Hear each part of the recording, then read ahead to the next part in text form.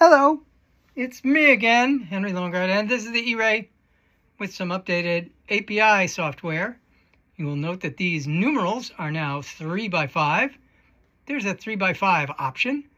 If you're just doing numbers, it's too skinny to do letters, but it's good enough for numbers. So you can see if I just get a couple of oscillators going.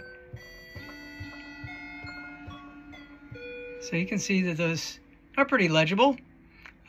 This is my spring algorithm that is kind of crude, but it's so cheap that you can run a whole lot of these oscillators at once. And there you have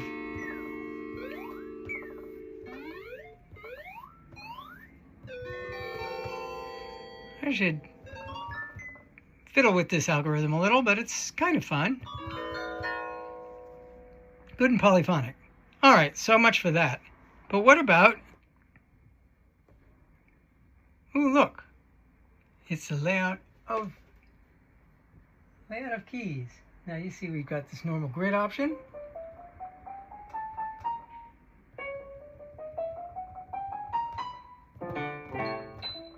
Kind of gets away from the 48 button limit that happens in normal land. Now this one is different. I have now made it slightly offset. This is a layout that lets you, play scales pretty easily, pretty isometrically. Pretty nice. You get a chord like this. Oh yeah, I have a little bit of bending on these.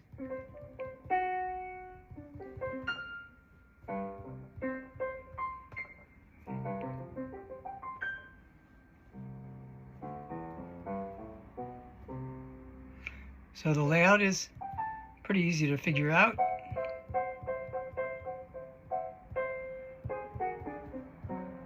And if you just like banging on the piano, you can get pretty melodic banging on the piano because the notes that are related to each other are kind of close to each other. You make a little forks.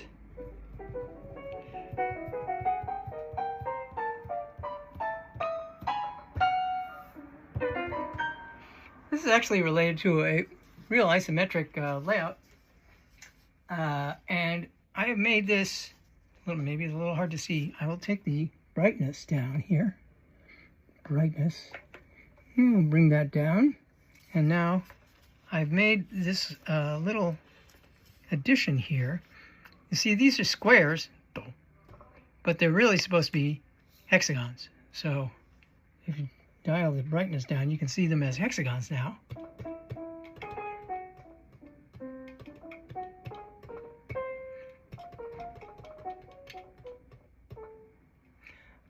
And this is a silkscreen screen, and I've drawn on it with a washable marker, so I can actually erase it and change various interface elements. So I can get a more high-resolution interface, still get the ERAE stuff without actually drawing on the real ERAE surface.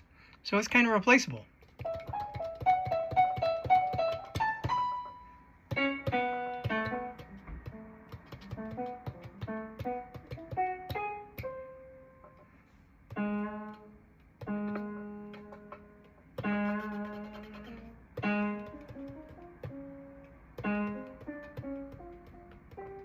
So it's okay.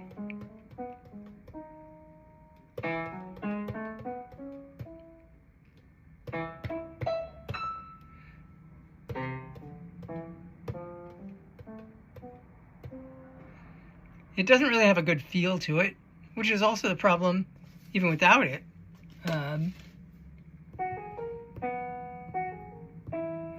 Which is why I'm working on getting an interface that uses some buttons that push down, and I'll give you a little example. So I made these buttons. They're really pieces of wood.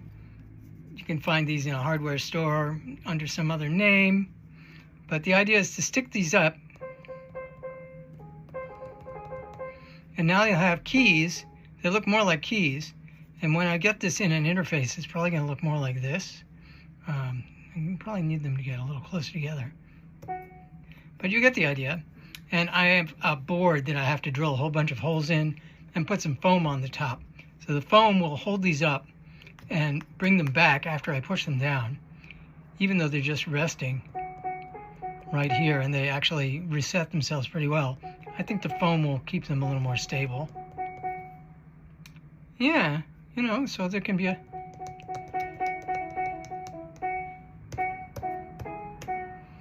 So you get the idea. It's going to be nice.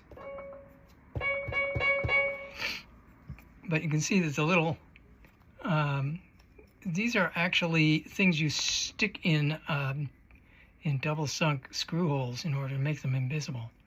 But these little plugs make excellent fingers. So these are just glued onto here. There's nothing sophisticated going on. And I'm going to build, as I said, a framework to put this into. It will probably not be as dense as all this, but that's okay. I find that this might be a little too dense. So that's what I'm up to. And more as this develops, as I say. So long.